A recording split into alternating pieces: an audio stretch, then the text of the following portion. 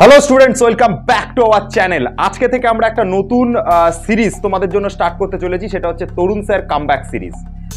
তোমাদের কেমিস্ট্রি নিয়ে নানান রকমের অভিযোগ, নানান রকমের ক্ষোভ, নানান রকমের সমস্যা সব কিছু আমরা ভালো করে অ্যানালাইসিস করেছি এবং সেই জন্য আজকে থেকে আমরা একটা নতুন সিরিজ তোমাদের সামনে তুলে ধরবো, সেটা হচ্ছে তরুণ স্যার কামব্যাক সিরিজ। তোমাদের জন্য আমরা যে সিরিজটা চালাচ্ছিলাম সেটা হচ্ছে এমসিকিউ সিরিজ চালাচ্ছিলাম কেমিস্ট্রির ওপর। বাট যারা যারা এমসিকিউ সিরিজ দেখতে আসছিলে তাদের মধ্যে যে প্রবলেমটা হচ্ছিল, তারা আগে যে টপিকের ওপর এমসিকিউ দেখছো, সাপোজ তোমরা পরমাণুর গঠনের ওপর এমসিকিউ দেখছো, দুম করে একটা টপিকের ওপর এমসিকিউ দেখতে শুরু করলে তো তোমরা টপিকটা বুঝতে পারবে না। আগে কি করতে হবে, আগে তোমাদেরকে সেই চ্যাপ্টারের থিওরিটা তোমাকে জানতে হবে। তুমি কেমিস্ট্রি, রসায়ন বা ফিজিক্স এগুলো বাদ দাও, দিয়ে সাপোজ একটা কথা ভাবো, একটা বাংলা কোনো একটা কবিতা ভাবো, একটা কোনো বাংলা একটা গল্প ভাবো। সেই কবিতাটা সম্পর্কে আমি যদি তোমাকে আজকে 10খানা এমসিকিউ দিয়ে বলি 10টা এমসিকিউ সলভ করে দাও, তুমি কোনো দিন না সলভ করতে পারবে না। আগে তোমাকে কবিতাটা পড়তে হবে, গল্প হলে সেই গল্পটা আগে পড়তে হবে, গল্পটার ভেতরটা আগে ভালো করে জানতে হবে, দেন ওটার উপর এমসিকিউ করলে তোমরা বুঝতে পারবে।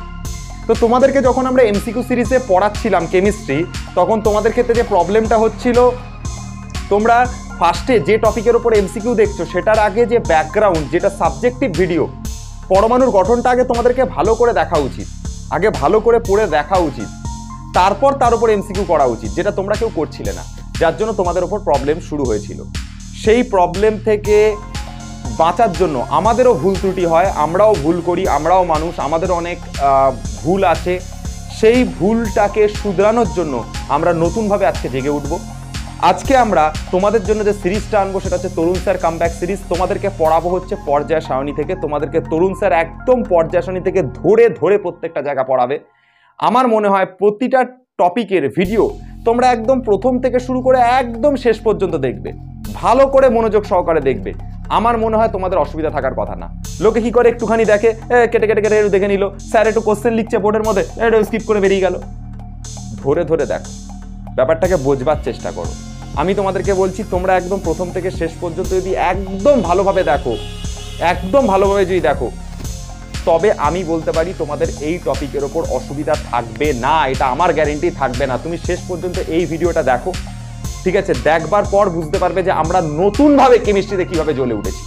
আমার চ্যালেঞ্জ রইল তোমাদের কাছে, কেমিস্ট্রির একদম ফার্স্ট পার্টটা একদম প্রথম মিনিট থেকে শুরু করে ভিডিও শেষ মিনিট অবধি একদম পুরোটা দেখবে। দেখবার পর কমেন্ট সেকশনে তোমরা নিজেরা রিভিউ দিয়ে জানাবে। আর একটা কথা, যে টিচাররা আমাদের সোমস ক্লাসরুমে এসে পড়াচ্ছে তারা প্রত্যেকেই অত্যন্ত অভিজ্ঞ টিচার। তারা দীর্ঘদিন ধরে তাদের নিজেদের প্ল্যাটফর্মে এবং নিজেদের কোচিং সেন্টারে পড়াচ্ছেন বলেই আজকে তারা আমাদের সঙ্গে। শুভজিৎ স্যার যিনি তোমাদেরকে পড়ান, তিনি রামকৃষ্ণ মিশন থেকে এমএসসি। নওয়াজ স্যার যেদিনকে পড়ান তিনি ডক্টর একজন স্যার ছেন। নওয়াজ স্যার যিনি তোমাদেরকে পড়ান তিনি এমবিবিএস ডক্টর। তরুণ স্যার যিনি পড়ান তিনি দীর্ঘ 30 বছর ধরে কেমিস্ট্রির ফিল্ডে রাজত্ব করে বেরিয়েছেন। এখানে কোনো আমরা আনাড়ি আতি পাতি কাউকে এনে আমরা পড়াই না। যে কজনকে পড়াই তারা দীর্ঘ বছরের অভিজ্ঞতা সম্পন্ন, বহু বছর ধরে তারা পড়াচ্ছেন এবং সবথেকে বড় তারা অভিজ্ঞ এবং তাদের নিজস্ব আলাদা আলাদা প্ল্যাটফর্ম আছে। তাদেরকে আমরা তোমাদের সামনে রিপ্রেজেন্ট করি। তোমাদেরকে একটু ধৈর্য নিয়ে দেখতে হবে, প্রত্যেকটা কন্টেন্ট একদম ফার্স্ট থেকে শেষ পর্যন্ত দেখতে হবে। তোমাদের মধ্যে অনেকে প্রশ্ন করতেই পারে যে স্যার ডিগ্রি থাকলেই বা ভালো বছর ধরে, বহু বছর ধরে পড়ালে সে ভালো টিচার হয়ে যায় না। হতে পারে, কথাটা সত্যি, কিন্তু সেই প্রতিটা স্যারের যথেষ্ট বোঝানোর কোয়ালিটি তাদের প্রত্যেকের ভালো। তোমরা একদম শেষ পর্যন্ত একদম ভিডিওটাকে দেখো, আগে মনোযোগ সহকারে দেখো, দেন তোমরা এখানে এসে কমেন্ট করো যে স্যার এই জায়গাটা বুঝতে পারিনি, এই জায়গাটা সমস্যা, এই জায়গাটা, সেটা আমরা মেনে নেব। আমরা আমাদের ভুল বুঝতে পারছি বলে, অ্যানালাইসিস করছি বলেই আজকে আমরা নতুনভাবে শুরু করছি। আবার আমি তোমাদেরকে বারবার একটাই কথা বলবো, তোমাদের যদি কোনো ভিডিওতে খারাপ লাগে, কোনো পয়েন্টে খারাপ লাগে, কোন জায়গাটা খারাপ লাগছে বা কি কারণের জন্য টপিকটা ভালো লাগলো না, সেটা প্রপারলি ব্যাখ্যা দাও আমাদের কমেন্ট সেকশনে। তবে তো আমরা ভুলটা তুলে ধরতে পারবো, তবে তো আমরা নিজেদের ভুলটাকে শুধরাতে পারবো। তোমরা সেটা করছো না। যাদের খারাপ লাগছে খিস্তি গালাগালি এইসব লিখে বেরিয়ে যাচ্ছ। তোমরা একজন স্টুডেন্ট হিসাবে একটা টিচারকে গালাগাল দিচ্ছ, এটা কি তোমরা ঠিক করছো? নিজেদের মনকে প্রশ্ন করে দেখো। তোমাদের খারাপ লাগতেই পারে কোনো জায়গা, কোন জায়গাটা খারাপ লাগছে স্যারেদের, সেই জায়গাটা তোমরা আমাদেরকে তুলে ধরো কমেন্ট সেকশনে যে স্যার আপনি এই টপিকটা পড়ালেন, এই জায়গাটা আমরা ঠিক বুঝতে পারলাম না, এইটাকে কিভাবে এক্সপ্লেনেশন করতে হয় পরের ভিডিওতে আবার বলে দিন, আবার আমরা বলে দেবো। তোমরা বলতেই পারো যে স্যার আপনি যে এই টপিকটা পড়ালেন, এই টপিকের কনসেপ্টে এই জায়গা প্রবলেম আছে, সেটা তোমরা তুলে ধরো আমাদের সামনে। বা স্যার আপনার ভিডিওতে এনার্জিতে এই জায়গাতে ডাউন আছে, এটা ঠিক করুন, আমরা করব। বা দেখো, জিজ্ঞাসা করো আমাদের প্রতিটা পয়েন্ট কোন জায়গাতে আমাদের এরর হচ্ছে, কোন জায়গাটা ভুল রয়েছে, এটা আমাদের থেকে তোমরা ভালো বুঝতে পারবে, সেটা আমাদেরকে তুলে ধরো, আমরা ঠিক করব প্রত্যেকটা ভিডিওতে। কিন্তু তার মানে এই নয় যে কোনো একটা টিচার ক্লাস নিচ্ছে, কম অনলাইন ব্যাচ, যেহেতু এটা অনলাইনে তোমরা ক্লাস করছো, তোমরা আমাদের হাতের সামনে নেই, যাও একটা গালাগালি খিস্তি মেরে দিয়ে বেরিয়ে যাবো, স্যার তো হাতের সামনে নেই, আমাদের কিছু বলতে পারবে না।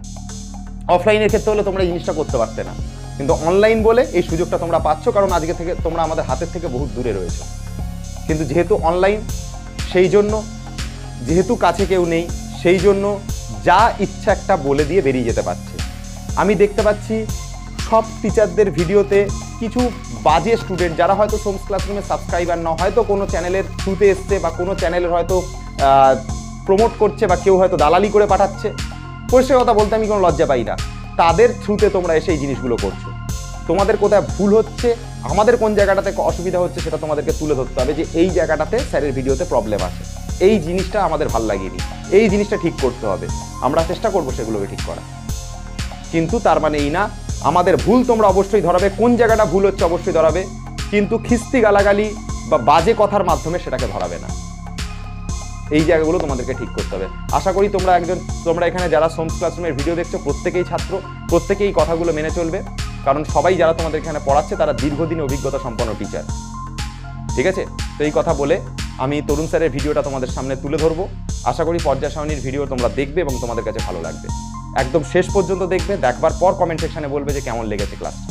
আমি গ্যারেন্টি দিচ্ছি আজকে থেকে আমরা কামব্যাক করছি কেমিস্ট্রিতে, আমাদের ক্লাস ভালো লাগতে বাধ্য। Good bye. Welcome back to my channel সোমস classroom. আমি আজ পৌঁছে গেছি সোমস ক্লাসরুমে। ভক্তদের অনুরোধে পর্যায় সারণী চ্যাপ্টারটা আমি প্রথম দিক থেকে শুরু করেছি, যে কয়টা ক্লাস লাগুক ধরে ধরে শেষ পর্যন্ত করিয়ে দেব। আমি প্রথমেই বিজ্ঞানী মেন্ডেলিভের আধুনিক পর্যায় সূত্র এখান থেকে শুরু করছি, কারণ পর্যায় সারণী পড়ব, গুরুদেবের নাম নেব না, সেটা তো হতে পারে না বাবু। চলো, তাই ভগবানের নামটা একটু লিখে রাখি। মেন্ডেলিভের আধুনিক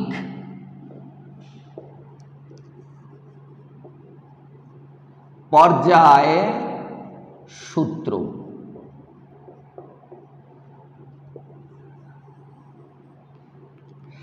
নির্দিষ্ট পরমাণু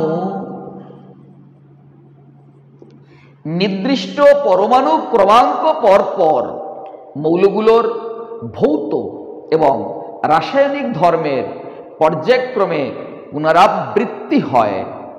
নির্দিষ্ট পরমাণু ক্রমাঙ্ক পরপর মৌলগুলোর ভৌত এবং রাসায়নিক ধর্মের পর্যায়ক্রমে পুনরাবৃত্তি হয় বা পুনরাবৃত্ত ঘটে।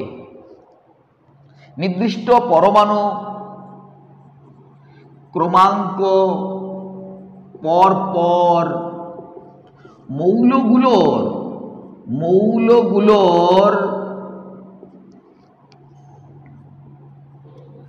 ভৌত ও রাসায়নিক ধর্মের পুনরাবৃত্ত হয়। নির্দিষ্ট পরমাণু ক্রমাঙ্ক পরপর মৌলগুলোর ভৌত এবং রাসায়নিক ধর্মের পুনরাবৃত্ত হয়।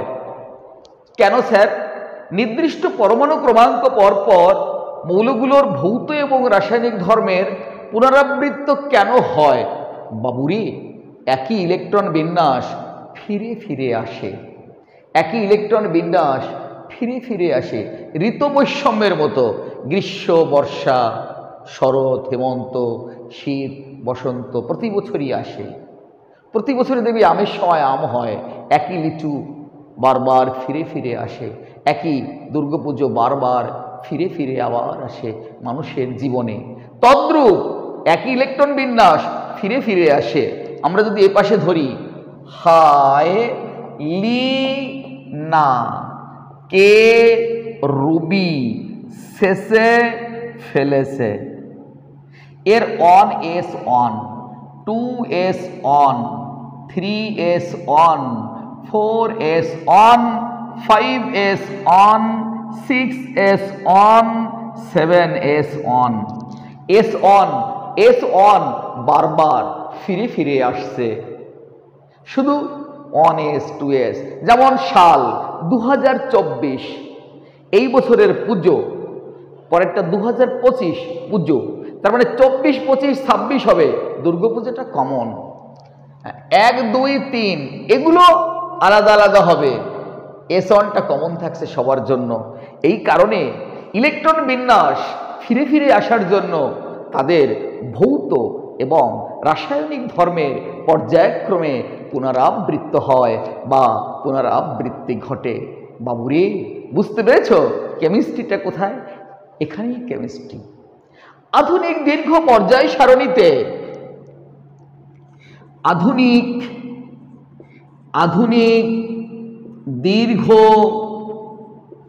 পর্যায় সারণীতে 7টি পর্যায় ও 18টি শ্রেণী আছে।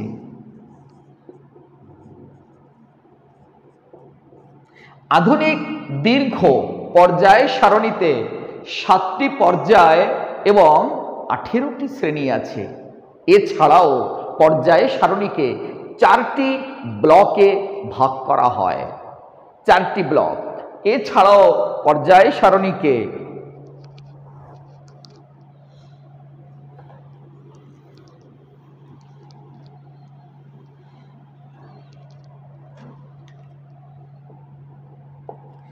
এছাড়াও পর্যায় সারণীকে 4টি ব্লক এ ভাগ করা হয়। এছাড়াও পর্যায় সারণীকে 4টি ব্লকে ভাগ করা হয়।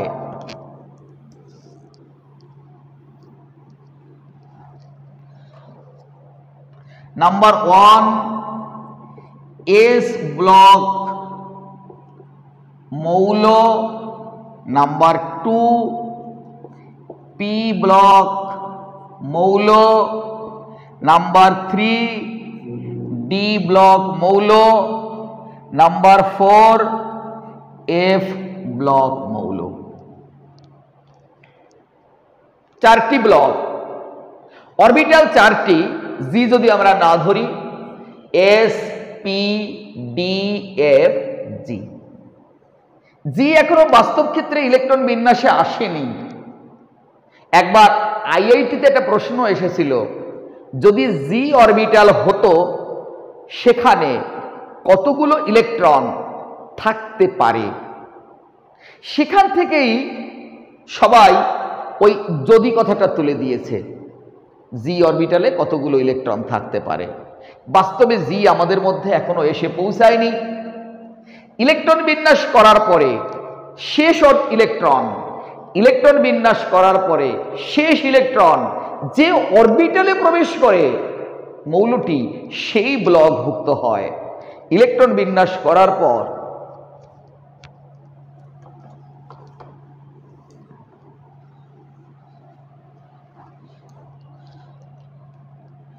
ইলেকট্রন বিন্যাস করার পর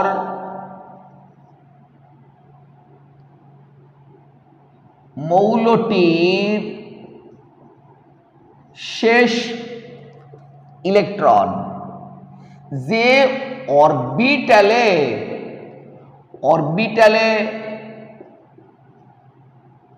প্রবেশ করে মৌলটি সেই ব্লক ভুক্ত হয়। ইলেকট্রন বিন্যাস করার পর শেষ ইলেকট্রনটি যে অরবিটালে প্রবেশ করে মৌলটি সেই ব্লক ভুক্ত হয়। যেমন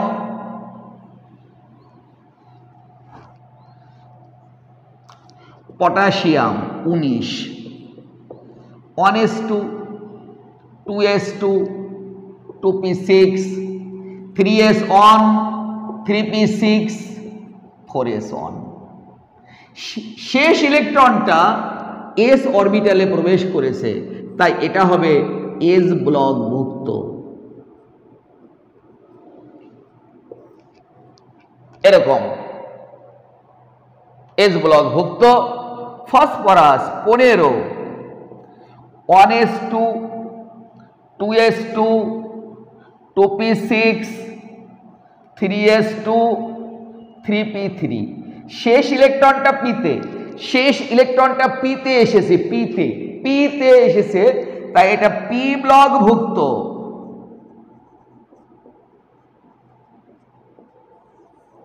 শেষ ইলেকট্রনটা পিতে এসেছে বলে পি ব্লক ভুক্ত। এইভাবে ইলেকট্রন বিন্যাস করলে আমি আরেকটা করি, ক্রোমিয়াম।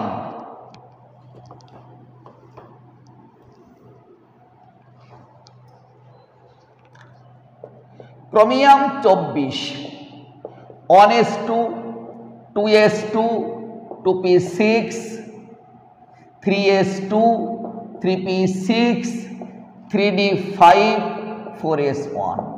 এভাবেও লেখা যায়, বা 4s1, 3d5। ইলেকট্রনটা আগে 4s কে দিতে হবে। 4s এ আগে ইলেকট্রন গেছে, লাস্ট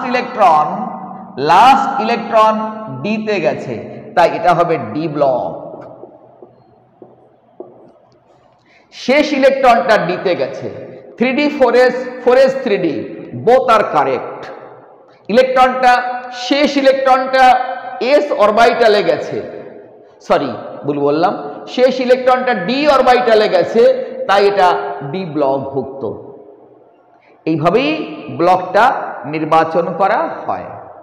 আমরা এতক্ষণে যা পড়লাম, মেন্ডেলিভের আধুনিক দীর্ঘ পর্যায়সূত্র, যেটা নির্দিষ্ট পরমাণু ক্রমাঙ্ক পরপর মৌলগুলোর ভৌত এবং রাসায়নিক ধর্মের পর্যায়ক্রমে পুনরাবৃত্তি ঘটে বা পুনরাবৃত্ত হয়। কেন হয়? একই ইলেকট্রন বিন্যাস আবার ফিরে ফিরে আসে। মানুষের জীবনটা যদি এমন হতো, একবার জন্মালাম আবার জন্মালাম, বুঝতে পারতাম আমি জন্মান্তরবাদ হিন্দুরা মানে, কিন্তু বুঝতে তো পারি না যে আমি আবার জন্মেছি কিনা, তাহলে বোধহয় খুব ভালো হতো, ঠিক না? আচ্ছা, আধুনিক দীর্ঘ পর্যায় সারণীকে 4টি ব্লকে ভাগ করা যায়। শেষ ইলেকট্রনটি যে অরবিটালে প্রবেশ করে মৌলটি সেই ব্লক ভুক্ত হয়। আমরা এস ব্লক মৌলে কারা আছে, তাদের চরিত্র, ক্যারেক্টারিস্টিক্স আমরা আলোচনা করব। আজকে আমাদের সেটা হবে বিষয়বস্তু।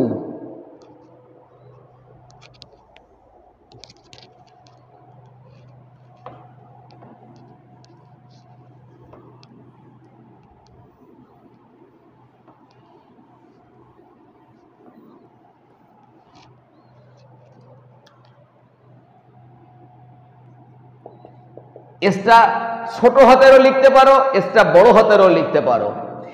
এস ব্লক মৌলের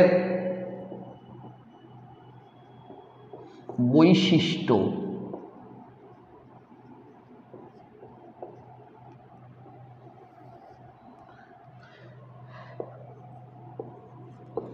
এই ব্লকের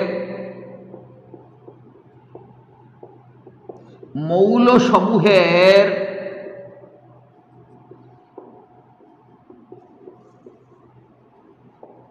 শেষ বহিস্থ কক্ষের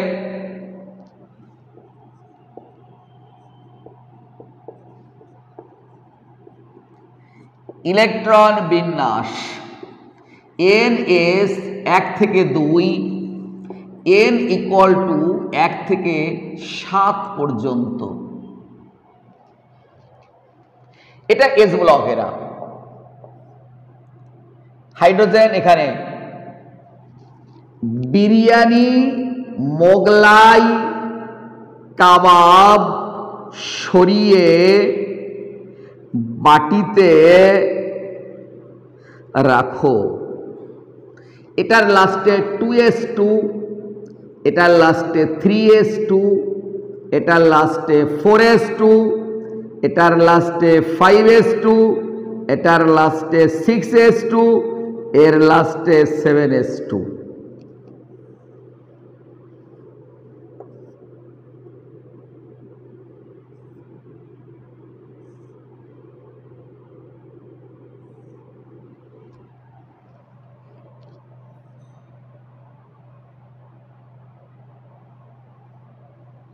এরকম কটা এলিমেন্টস আছে?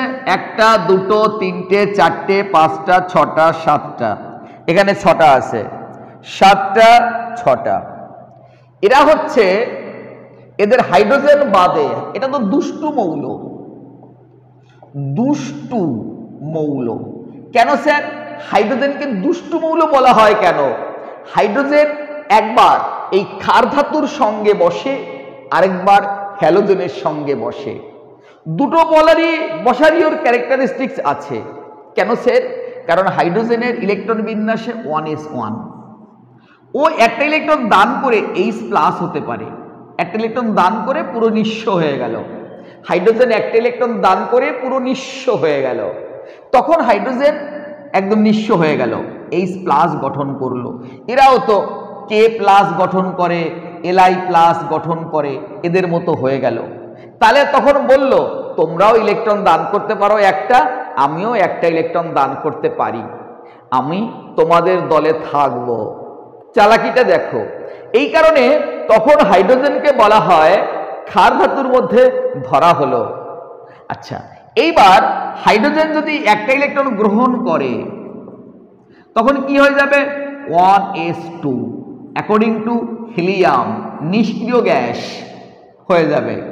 তার মানে এই যে একটা ইলেকট্রন গ্রহণ করলো, হ্যালোজেনের সঙ্গে বলল আমি তোমাদের সঙ্গে থাকবো, ফ্লুরিন, ক্লোরিন, ব্রোমিন, তোমরাও F- হও, Cl- হও, Br- হও, আমিও H- হয়ে গেলাম।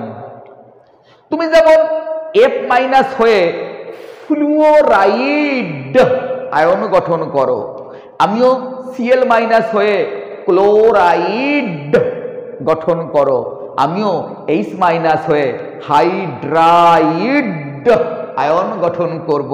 তাই H- কে বলা হয় হাইড্রাইড। দেখো, যখন হ্যালোজেনের সঙ্গে আসলো হাইড্রোজেন, তখন তাদের মতো আচরণ করলো। মধুসূদন দত্তর নাম তো ছিল শ্রী মধুসূদন দত্ত। যখন সাহেবদের ওখানে গেল, তখন ওনার নামের আগে মাইকেল কথাটা বসলো, মাইকেল মধুসূদন দত্ত। কারণ সাহেবদের আগে মাইকেল লেখা হয়, তাই ওদের মতো হলো। হাইড্রোজেন এমনি হাইড্রোজেন, যখনই হ্যালাইড, ক্লোরাইড, তখন ও বলল আমারও হব হাইড্রাইড ড, এটার নাম। তাহলে হাইড্রাইড কাকে বলে? H- কে হাইড্রাইড বলা হয়। দেখো বাবু, বুঝতে পারছো কিনা?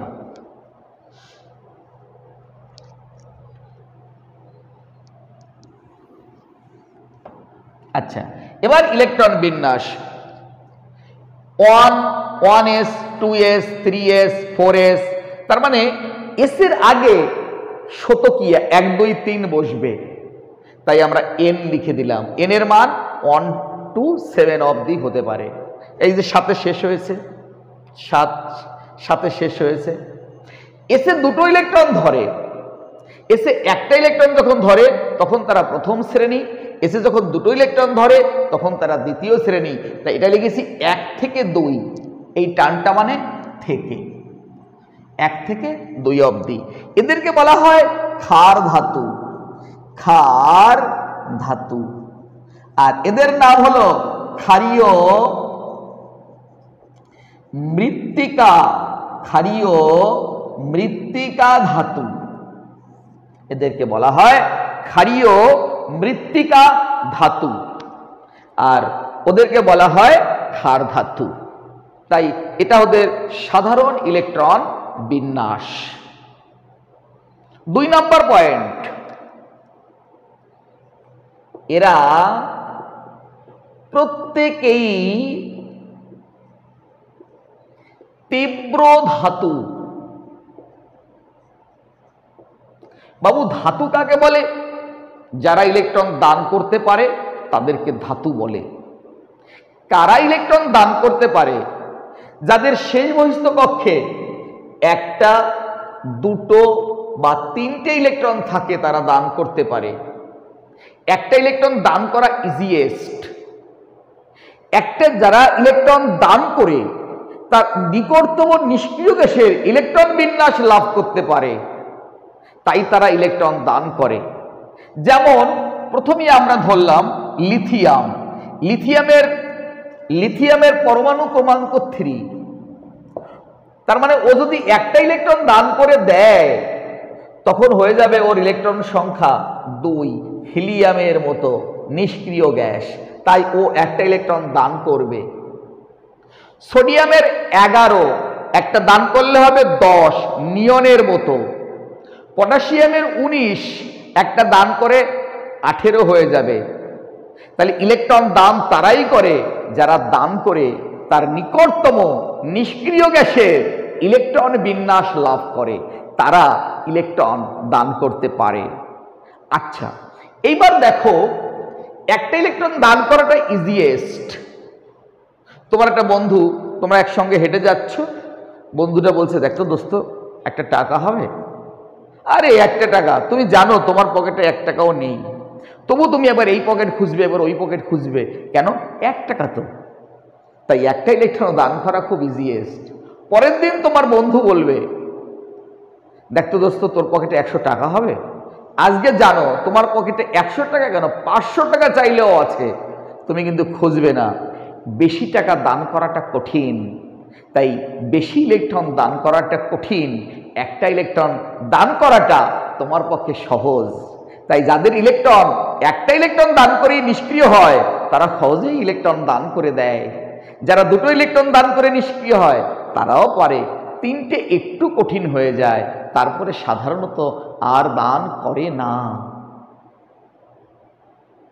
বোঝা গেল? এই কারণে এরা তীব্র ধাতু। এই ব্লকের মৌলরা তীব্র ধাতু। এরা জলের সঙ্গে বিক্রিয়া করে হাইড্রক্সাইড উৎপন্ন করে। 3 দাগ জল, এর সঙ্গে সোডিয়াম ধাতু রিঅ্যাকশন করে হয়ে যাবে sodium hydroxide plus hydrogen.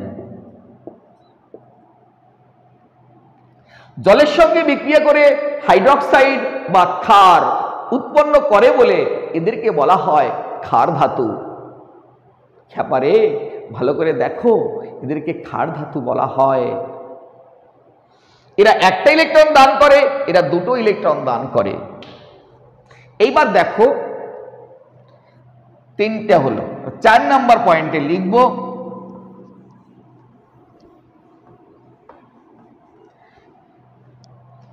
Size, লিখব সাইজ। হাইড্রোজেনের 1টা কক্ষ আছে, তারপর এটা 2টো কক্ষ, তারপর এটা 3টে কক্ষ, তারপর এটা 4টে কক্ষ, তারপর এটা 5টা কক্ষ, তারপর এটা 6টা কক্ষ,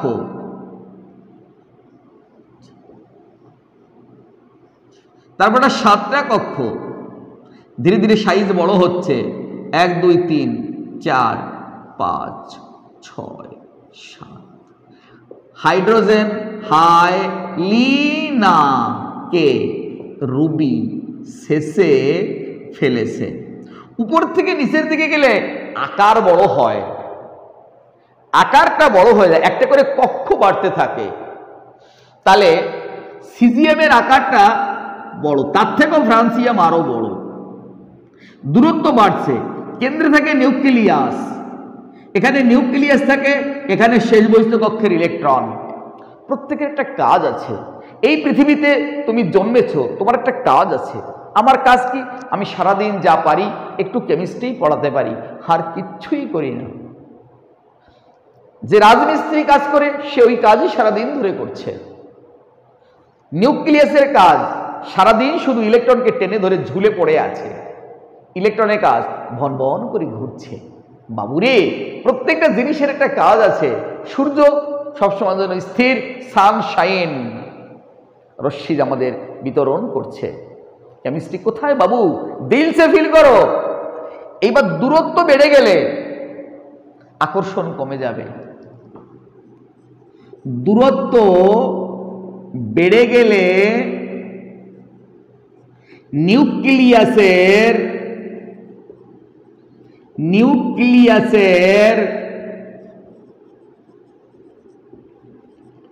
আকর্ষণ কমে যাবে। দূরত্ব বেড়ে গেলে নিউক্লিয়াসের আকর্ষণ কমে যাবে। কি আকর্ষণ কমে যাবে? দূরত্ব বেড়ে গেলে ইলেকট্রন এর প্রতি নিউক্লিয়াসের আকর্ষণ বল কমে যাবে। আকর্ষণ করে একটা বল দিয়ে দেই। যদি নিউক্লিয়াস কম আকর্ষণ করে, নিউক্লিয়াস যদি ইলেকট্রনকে কম আকর্ষণ করে, ইলেকট্রন সহজেই বেরিয়ে চলে যাবে। ইলেকট্রন যদি কম আকর্ষণ করে, তাহলে ইলেকট্রন যদি কম আকর্ষণ করে না, নিউক্লিয়াস যদি কম আকর্ষণ করে, নিউক্লিয়াস যদি কম আকর্ষণ করে, তাহলে ইলেকট্রন সহজে বেরিয়ে যাবে। তাহলে কি হলো? দূরত্ব বেড়ে গেলে নিউক্লিয়াস আকর্ষণ কম করবে। একটা গল্প বলছি, শোনো। জগদীশ সৌদি আরব থাকে, বিয়ে করতে এসছে ইন্ডিয়াতে। এইবার একটা বাড়িতে গেছে পানি পানে আগ্রহী হয়ে, মানে বিয়ের প্রস্তাব নিয়ে। এখন মেয়ের বাবা বৃদ্ধ ভদ্রলোক জগদীশকে বলছে, শোনো বাবা, আমি অত বুঝি না, তুমি সৌদি আরব থাকো, সব ঠিক আছে, বিয়ের পরে আমার মেয়েকে কি তুমি সৌদি আরব নিয়ে যেতে পারবে, না এখানেই রেখে যাবে? জগদীশ ঢোক গিলছে, না কাকু, নিতে তো অনেক একটা ব্যাপার স্যাপার রয়েছে, আমি তাড়াতাড়ি না নিতে পারবো না। বাবা বলছে, তাহলে এই সম্বন্ধ হবে না বাবা, কারণ তুমি থাকবে সৌদি আরব, আমার মেয়ে থাকবে ইন্ডিয়াতে, এত ডিস্টেন্স। আমারও অ্যাডাল্ট মেয়ে, দুদিন পরে দেখা গেল পাশের বাড়ির আরেকজনের সাথে আমার মেয়ে সিনেমা দেখতে যাচ্ছে, ঘুরতে যাচ্ছে। দূরত্ব যদি তোমার বেড়ে যায়, আমার মেয়ের তোমার প্রতি আকর্ষণ বা তোমার আকর্ষণ আমার মেয়ের প্রতি কমে যাবে না? বাবুরে, বাবা কেমিস্ট্রি পড়েনি, বাবা এতটুকুন জানে যে আমার মেয়ের সাথে জামাইয়ের যদি ডিস্টেন্স বেড়ে যায়, তাহলে আমার জামাই আর মেয়ের মধ্যে আকর্ষণ বল কমে যাবে, সহজেই ভেঙে যাবে, একে অপরের ছেড়ে চলে যাবে। ইলেকট্রন যদি নিউক্লিয়াস থেকে দূরে চলে যায়, সেই ইলেকট্রনকে নিউক্লিয়াস কম আকর্ষণ করে, তাই ইলেকট্রন সহজেই বেরিয়ে যেতে পারে। এই কারণে বলা হয় লাইট পড়লে ইলেকট্রন বেরিয়ে যাবে। লাইট পড়লে, লাইট পড়লে ইলেকট্রন বেরিয়ে যাবে। একে বলে ফটো ইলেকট্রিক এফেক্ট। ফটো মানে লাইট, ইলেকট্রিক মানে electron, photo electric effect.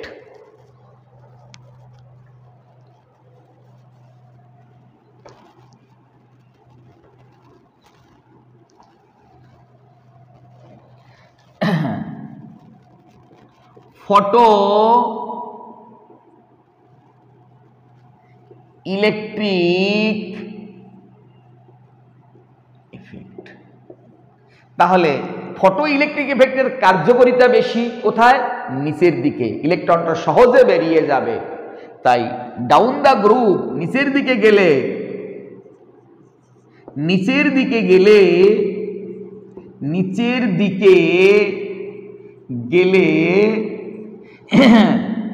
Photo electric effect বাড়তে থাকে। নিচের দিকে গেলে ফটো ইলেকট্রিক এফেক্ট বাড়তে থাকে। ইজিলি লাইট পড়লে ইজিলি ইলেকট্রন বেরিয়ে চলে যায়। এটা বোঝার দরকার আছে আমাদের। এই এস ব্লকটা পর্যায় সারণীর একদম বাঁদিকে অবস্থান করে। এস ব্লকটা পর্যায় সারণীর একেবারে বাম দিকে অবস্থান করে। দুটো শ্রেণীতে মোট 7 আর 6 13টা মৌল অবস্থান করে। এই হচ্ছে এস ব্লক মৌলসমূহের বৈশিষ্ট্য। এবার আমরা পি ব্লকটাও পড়াবো আজকে।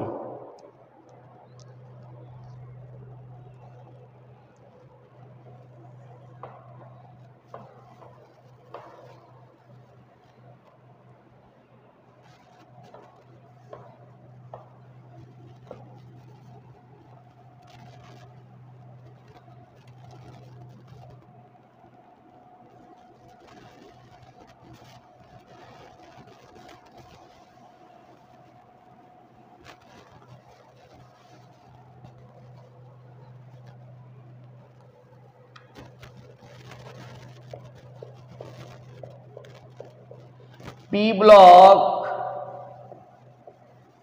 মৌলের বৈশিষ্ট্য।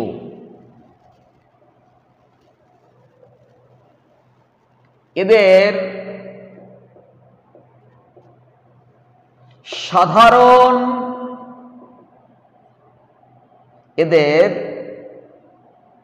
সাধারণ ইলেকট্রন বিন্যাস অবশ্যই শেষ বহিস্থ কক্ষের, শেষ বহিস্থ কক্ষের কি হবে? NS NP। পিতে 6টা ইলেকট্রন ধরে, এসে 2টো ইলেকট্রন ধরে। এন এর মান 2 থেকে 7 পর্যন্ত। 2 থেকে হলো কেন স্যার? কারণ 1p হয় না।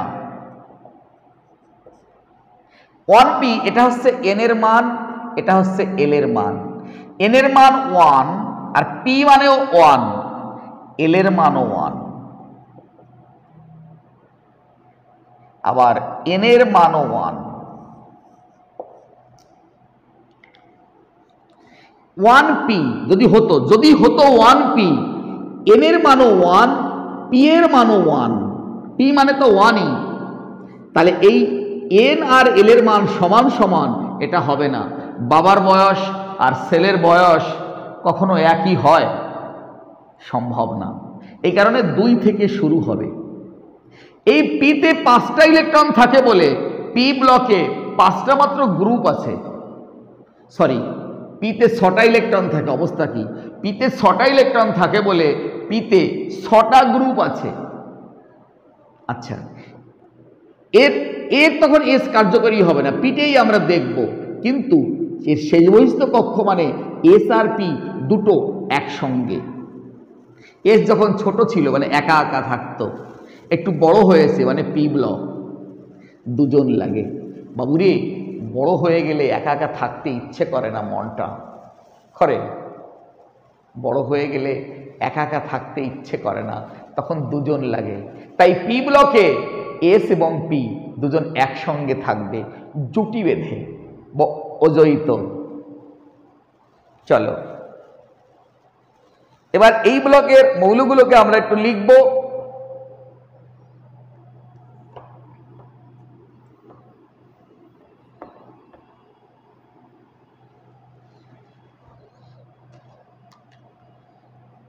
তেরো, 14, 15, 16, 17,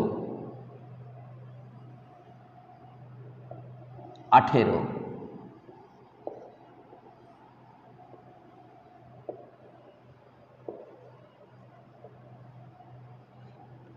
বেগুন, আলু, গাজর ইন দা থলি। Boron, aluminium, gallium, indium, thallium. কাশি গেছেন স্বয়ং প্রভু। কাশি গেছেন স্বয়ং প্রভু। Nitrogen, phosphorus, arsenic, antimony, bismuth. না পাস, সব বকওয়াজ। Oxygen, sulphur, selenium, tellurium, polonium. ওরা সবাই সেলিনার টেবিলে পড়ে। Fluorine, chlorine, bromine, iodine, astatine. Helium, neon, argon, krypton, xenon, radon. কয়টা মৌল থাকার কথা ছিল? পি অরবিটালে 6টা ইলেকট্রন, আর 2 থেকে 7 মানে 6, 6 ছক 36। হিলিয়ামটা ওই পাশে থাকার কথা ছিল, কিন্তু এই পাশে থাকে। 37টি মৌল অবস্থান করে এখানে। এই নিচের গুলো নেই। এই যে ইউইউএন, ইউইউবি, এইগুলো আমরা লিখে নিই, আমাদের লাগে না বলে। কিন্তু মোট 37টি মৌল। আমরা কতগুলো লিখেছি? 1, 2, 3, 4, 5। 1, 2, 3, 4, 5 × 25, 26, 27, 28, 29, 30, 31। 6টায় এক একটা করে কম লেখা আছে। এই ব্লকে যারা থাকে এরা ধাতু। যারা এখানে থাকে এরা ধাতু। 14। এরা সমযোজী।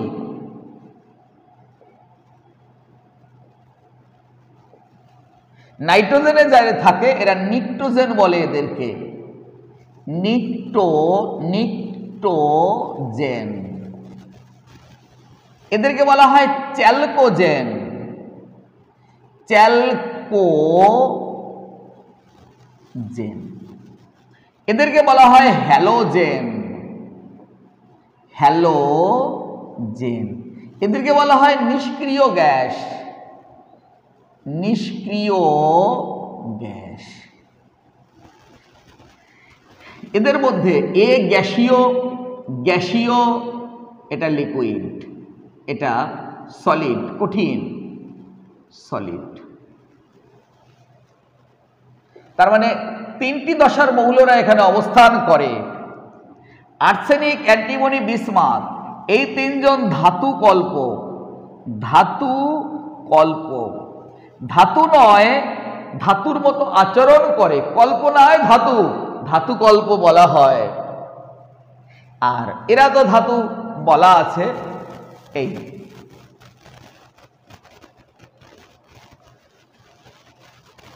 এখান থেকে প্রশ্ন ধরে ধরে আসতে পারে।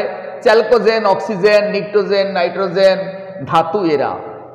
এবার এদের বৈশিষ্ট্যগুলো আমরা এক একটা করে লিখব।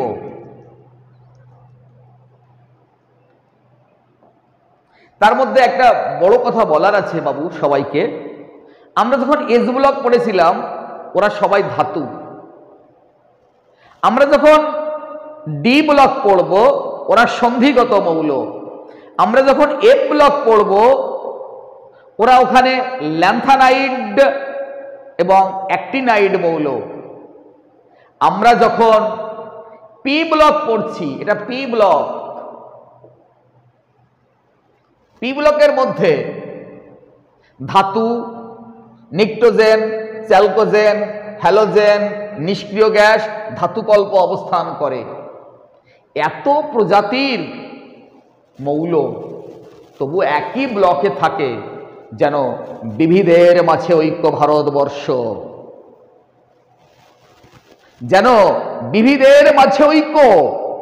সমস্ত ধরনের মৌলেরা থাকে, কিন্তু একটাই ব্লক। আমাদের দেশেও বিভিন্ন ধরনের লোকজন থাকে, হিন্দু, বৌদ্ধ, খ্রিস্টান, শিখ, কত ধরনের লোকজন থাকে, কিন্তু যখনই বলিবে মেরা ভারত মহান, জনগণ মন অধিনায়ক জয় হে, সব দাঁড়িয়ে পড়তে হবে। বিবিধের মাঝে ঐক্য ভারতবর্ষ। তাহলে আমি যদি বলি পি ব্লককে বলা হয় বিবিধের মাঝে ঐক্য ভারতবর্ষ, শেখো কেমিস্ট্রি, দিল সে ফিল করো, বাবুরে দেখো, বোঝো, এগিয়ে চলো, যেন বিবিধের মাঝে ঐক্য ভারতবর্ষ পি ব্লককে বলা হয় তরুণ স্যারের পরিভাষায়। সমঝে কেয়া? চলো এবার পরের পয়েন্ট, এদের ধাতুর অক্সাইড গুলো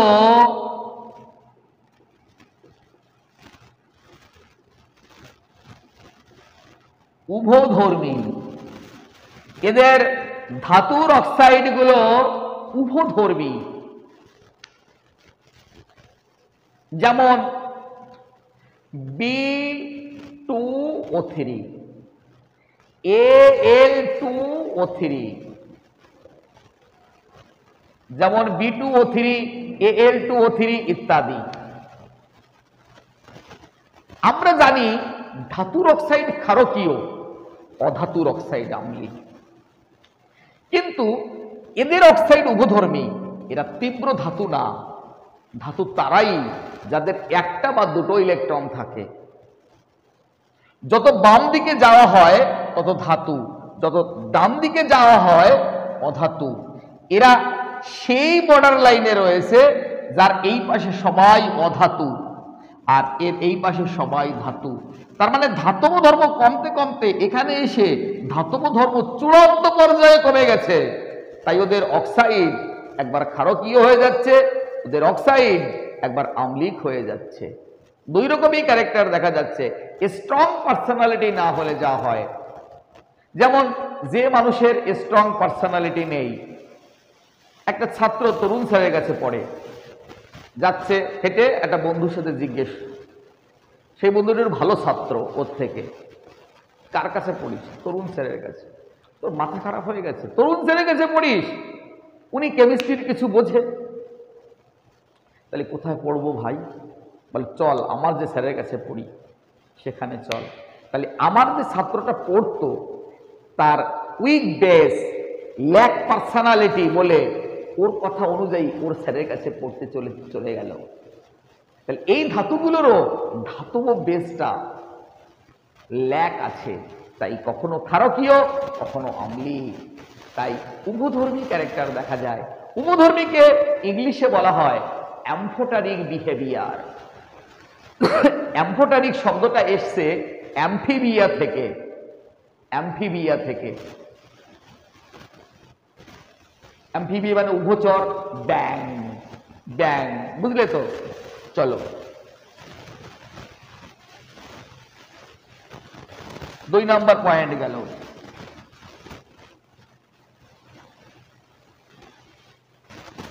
এদের অধাতুর অক্সাইড আম্লিক।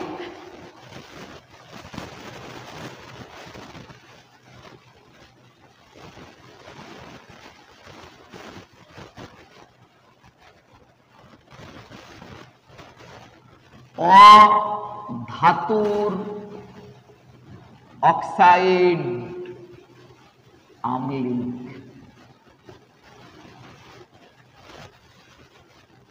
যেমন carbon dioxide, sulphur dioxide, sulphur trioxide, P2O5, diphosphorus pentoxide, P2O3, diphosphorus trioxide, NO2 ইত্যাদি। এরা যদি বৃষ্টির জলের সঙ্গে থাকে, বিক্রিয়া করে, থাকে তো বায়ুতে, বৃষ্টির জল পেলে কি হয় জানো? এটা হয়ে যায় carbonic acid H2CO3, H2 balance আছে, 2 আর 1 3, 3।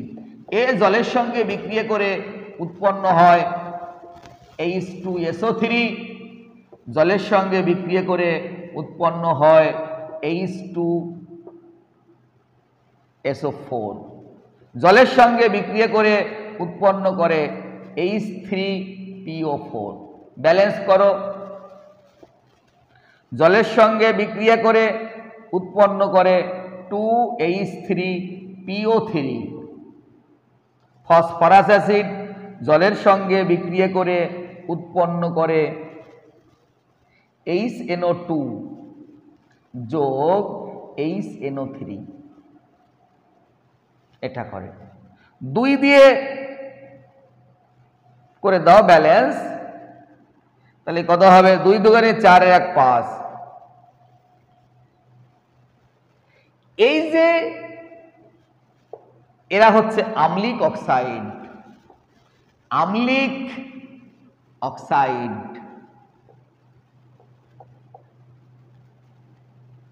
বা শুষ্ক অ্যাসিড, শুষ্ক অ্যাসিড ইংলিশে বলা হয় অ্যাসিড অ্যানহাইড্রাইড, শুষ্ক অ্যাসিড, অ্যাসিড অ্যানহাইড্রাইড, শুষ্ক অ্যাসিড। এর মধ্যে এটাকে বলা হয় মিক্সড মিক্সড মিক্সড অ্যানহাইড্রাইড, মিশ্র অ্যানহাইড্রাইড। কারণ এ জলের সঙ্গে বিক্রিয়া করে একা দুটো অ্যাসিড উৎপন্ন করেছে বলে একে মিশ্র অ্যানহাইড্রাইড বলা হয়। আমরা এটাকে বলি অম্লবৃষ্টি। তাজমহল এই কারণে হয়ে যায়। কোল্ড ড্রিঙ্কসের মধ্যে কার্বন ডাই অক্সাইড থাকে। বৃষ্টির জল যখন পড়ে সেই বৃষ্টির জল হচ্ছে অ্যাসিডিক হয়, কারণ আমাদের বায়ুতে এই অক্সাইডগুলো ঘুরে বেড়ায়, বৃষ্টির জলের সঙ্গে মিশে এই ধরনের অ্যাসিড উৎপন্ন করে। যখনই মার্বেলের সাথে এই অ্যাসিড বিক্রিয়া করে তখন মার্বেলটা ক্ষয়ে যায়।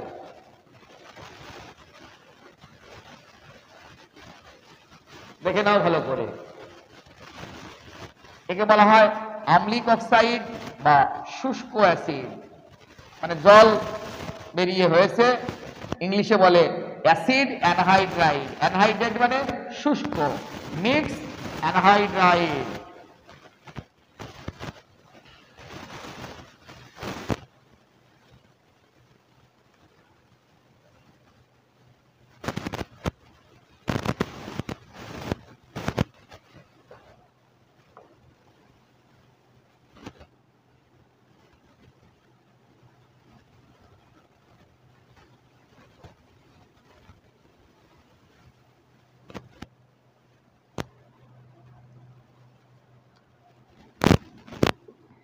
এদের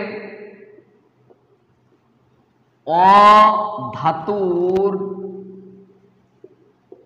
হাইড্রাইড গুলো লুইস, ইংলিশে বলে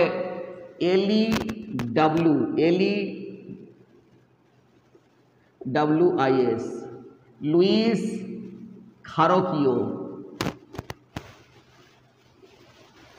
যেমন NH3, PH3, ওয়াটার ইত্যাদি।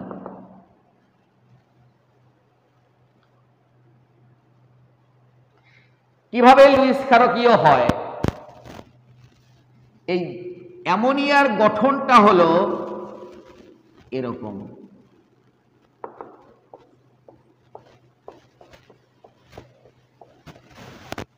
ফসফিনের গঠনটা হলো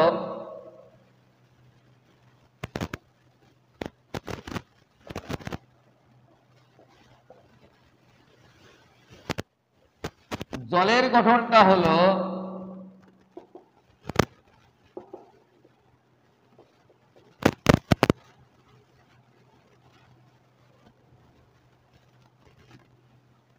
16তম শ্রেণীর মৌল nitrogen, phosphorus, arsenic, antimony, bismuth, এটা Sb অ্যান্টিমনি।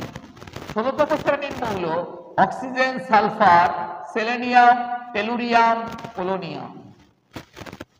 যারা যারা 15তম শ্রেণীতে থাকে তাদের শেষ বহিস্থ কক্ষে 5টা ইলেকট্রন, যারা 16তম শ্রেণীতে থাকে তাদের শেষ বহিস্থ কক্ষে 6টা ইলেকট্রন, এগুলোকে বলা হয় যোজক ইলেকট্রন। 5টা ইলেকট্রন নাইট্রোজেন, এই একটা বন্ধন হতে একটা ইলেকট্রন খরচ হয়েছে নাইট্রোজেনের, এই বন্ধন হতে একটা, এই বন্ধন হতে একটা। এখানে হাইড্রোজেনের একটা ইলেকট্রন, নাইট্রোজেনের একটা ইলেকট্রন, হাইড্রোজেনের একটা ইলেকট্রন, নাইট্রোজেনের একটা ইলেকট্রন, হাইড্রোজেনের একটা ইলেকট্রন, নাইট্রোজেনের একটা ইলেকট্রন। আমরা একটা হ্যান্ডশেক হলে একটা হ্যান্ডশেকের মধ্যে দুটো হাত থাকে, একটা হাত আমার থাকে, একটা হাত তোমার থাকে। এখানেও সেরকম, নাইট্রোজেনের একটা হাত, হাইড্রোজেনের একটা হাত। তাই এখানে নাইট্রোজেনের একটা ইলেকট্রন, একটা ইলেকট্রন, একটা, 3টে ইলেকট্রন, আর এখানে রয়েছে দুটো। এই 3 আর 2 5, এই যে সেই 5। আমরা এইভাবে যে ঘিরে রেখেছি, এই ঘিরে রাখার মধ্যে কোনো কেমিস্ট্রি নেই। মোট 5টা ইলেকট্রন, একটা, দুটো, 3টে, 4টে, 5টা। এরও তাই, কারণ নাইট্রোজেন আর ফসফরাস একই গ্রুপের মৌল, আর এর একটা বেশি থাকবে। তাই 2 আর 2 4, এই বন্ধনে একটা, এই বন্ধনে একটা, 4 আর 2 6। এই লোন পেয়ার অপরকে দান করতে পারে। যারা লোন পেয়ার দান করে তারা লুইস ক্ষারক। যারা lone pair, lone pair, lone pair, এই লোন শব্দটা এসছে অ্যালোন থেকে, লোনলিনেস। পেয়ার মানে দুজন, এই দুটো ইলেকট্রন, ওরা দুজনে আছে কিন্তু অ্যালোন। দুটো ছেলে একসঙ্গে হেঁটে গেলে ওরাও অ্যালোন পেয়ার। লজ্জায় এটা উঠে গেছে, তাই শুধু লোন পেয়ার। ওদের সঙ্গে একটা মেয়ে থাকলে কিন্তু ওরা নিঃসঙ্গতা ফিল করতো না, তখন আর বলতো না আমরা লোন পেয়ার, তখন তার লোন পেয়ার হতো। দুটো মেয়ে একসঙ্গে হেঁটে গেলে তারাও লোন পেয়ার, কিন্তু একটা মেয়ে আর একটা ছেলে হেঁটে গেলে তারা লোন পেয়ার হয় না, তাদেরকে বলে বন্ড পেয়ার। যেমন এইগুলো হচ্ছে বন্ড পেয়ার, কারণ এখানেও দুটো ইলেকট্রন আছে, একটা ইলেকট্রন হাইড্রোজেনের, একটা ইলেকট্রন অক্সিজেনের, বন্ড পেয়ার। আর এগুলোকে বলা হয় লোন পেয়ার। ওরা কোনো কারোর সঙ্গে সঙ্গ পায়নি, তাই বাংলায় বলে নিঃসঙ্গ। মুক্ত জোড় ইলেকট্রন দুজনে আছে কিন্তু সঙ্গ পায়নি। বোকা, সঙ্গ না হলে কি করে হবে?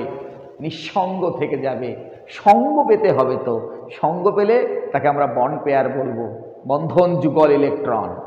এই লোন পেয়ার দান করতে পারে যারা, তারা লুইস ক্ষারক। এরা দান করতে পারে, এরা দান করতে পারে অপরকে, এরা দান করতে পারে। এই হচ্ছে লুইস ক্ষারকের কিস্সা কাহিনী। পর্যায় সারণীর একেবারে ডান দিকে 6টা গ্রুপে মোট 37টি মৌল অবস্থান করে। আজকে বন্ধু এস আর পি ব্লক দুটো ভালো করে পড়িয়ে দিলাম, মন দিয়ে পড়ো। পরের ভিডিও আবার আসবে। Carry on, proceed now.